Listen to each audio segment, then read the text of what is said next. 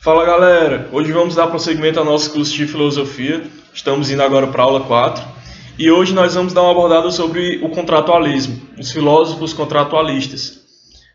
A gente está na Idade Moderna já, considerado pelos historiadores, que é pós-1453, que foi um marco histórico por causa da tomada de Constantinopla pelos turcos otomanos.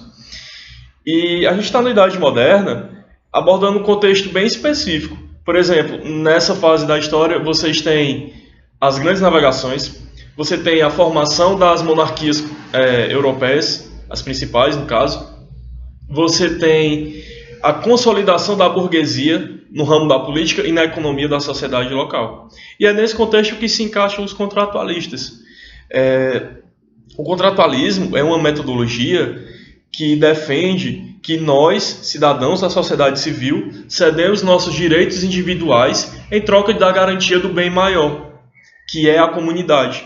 Eu e você cedemos nossas liberdades individuais, abdicamos de algumas coisas em prol da comunidade.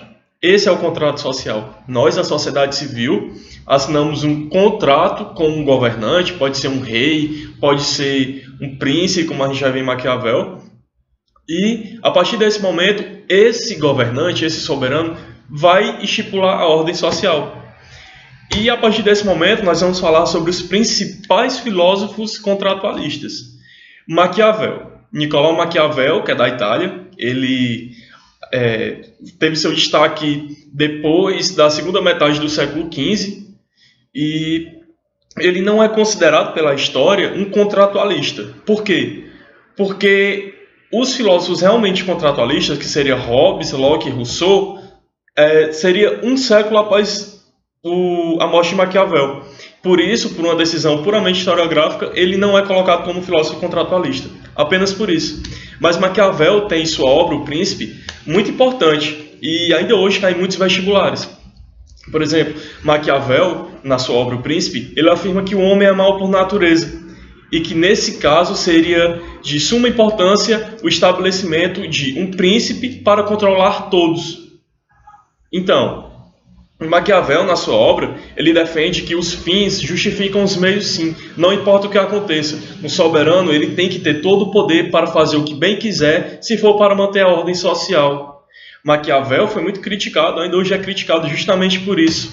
E ele defende na sua obra, que seria O Príncipe, duas coisas básicas que o governante tem no seu contexto de vida, que seria o virtu, que é a habilidade do governante em sair em algumas situações, em manobrar certas coisas, e o fortuna, que seria justamente as coisas que acontecem na história que estariam fora do alcance das pessoas.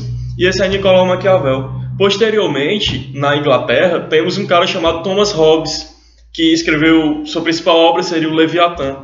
O Hobbes, ele defendia que o lobo é o homem do homem. Eu acho que o homem é o lobo do homem. Eu acho que vocês já ouviram com certeza essa frase, e é de autoria do Hobbes. O Hobbes defendia que no estado de natureza havia o que ele chamava de guerra de todos contra todos.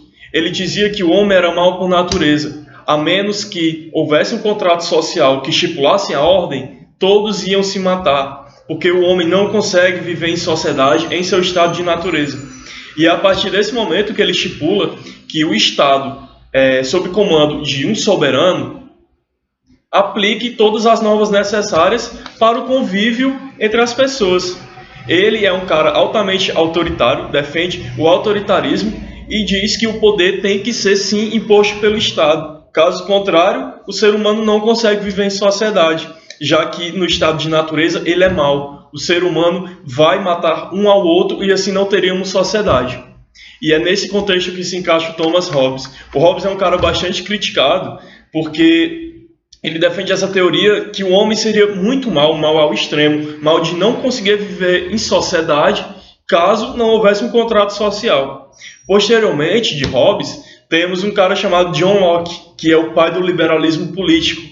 Ele é um inglês que, como eu já havia falado, fundou o liberalismo político, que seriam ideias mais controversas à época, já que a gente vive um período de fortificação das monarquias.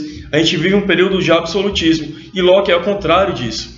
Ele afirma, na sua tese principal, que o ser humano tem direito básico à vida, propriedade e liberdade. Se esses três princípios básicos forem feridos, não há como o homem viver em sociedade. A base principal das ideias do Locke seria a propriedade privada. O homem era bom até que surgiu a propriedade privada e ele passou a brigar por causa dessa propriedade privada.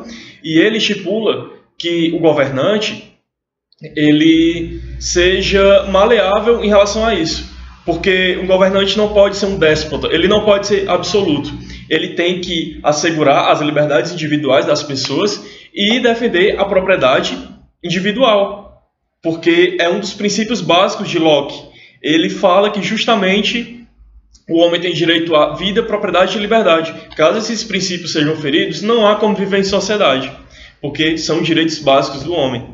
E posteriormente a Locke, a gente tem o Jean-Jacques Rousseau, que já faz parte do iluminismo, aquela parte da história onde as ideias e a razão foram colocadas em outro patamar. E o Rousseau, no seu livro principal, que seria O Contrato Social, ele afirma que o homem é bom, mas é corrompido pela sociedade. Ele afirma que antes do contrato social, no período de estado de natureza, o homem não era mau, mas a partir do momento que se forma a sociedade, que esse indivíduo passa a viver com outros indivíduos, ele se torna mau, porque a sociedade vai corrompê-lo. Rousseau, ele defende também que a chamada democracia direta. Ele defende que a democracia direta, que seria aquela vivida pelos gregos lá na antiga Grécia, que seria a democracia que as pessoas participam diretamente dela, e não por meio de um representante. Ele defende uma maior participação política e econômica das pessoas na vida da sociedade. Então vamos lá, vamos recapitular. Hobbes defende que o homem é o lobo do homem. Ele defende que o Estado tem que ser autoritário. O poder tem que ser absoluto. O Estado tem que controlar os indivíduos, caso contrário não há sociedade. Posteriormente a Hobbes temos John Locke. Locke defendia a teoria da propriedade privada, que o Estado, o dever dele, seria assegurar a propriedade privada. Assegurando a propriedade privada e as liberdades individuais das pessoas, como a vida e a propriedade e a liberdade, teríamos uma sociedade mais justa. E depois do Locke, nós temos o Rousseau. O Rousseau que dizia a teoria do bom selvagem. O homem é bom, mas a sociedade o corrompe. Defende a democracia direta e que o cidadão participe mais da vida política e econômica da sua sociedade. Rousseau defende que o homem é bom e a sociedade corrompe, galera. Vale recapitular. E que nós cedemos nossas liberdades individuais, todos nós, para um político.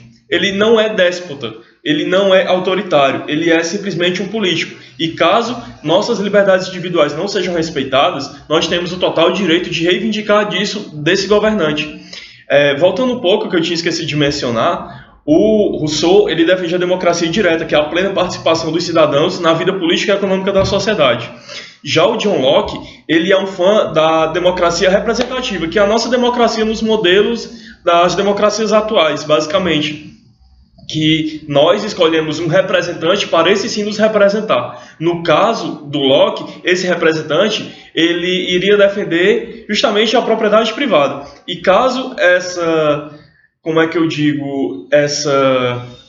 vontade das pessoas de manter suas liberdades individuais e a propriedade privada não fosse respeitada, a sociedade teria sim todo o direito de reivindicar disso do governante. E caso esses direitos não forem atendidos, teria todo o direito de tirar o governante do poder. Essas são as ideias dos três principais filósofos contratualistas. Bem, galera, vamos terminando aqui nossa quarta aula do nosso curso. E é isso, eu tenho a agradecer a vocês. Se puderem se inscrever no canal, ficaria bastante agradecido. Eu que estou fazendo essa campanha puramente porque eu gosto. Eu gosto de dar um pouquinho do que eu sei para as pessoas. Eu acho isso muito legal. Sempre admirei muitos professores. E eu tenho vontade de um dia ser um, porque, na minha opinião, as pessoas têm que ensinar o que sabem, senão é mesmo que nada. Então é isso, galera. Valeu, abraço. Fui!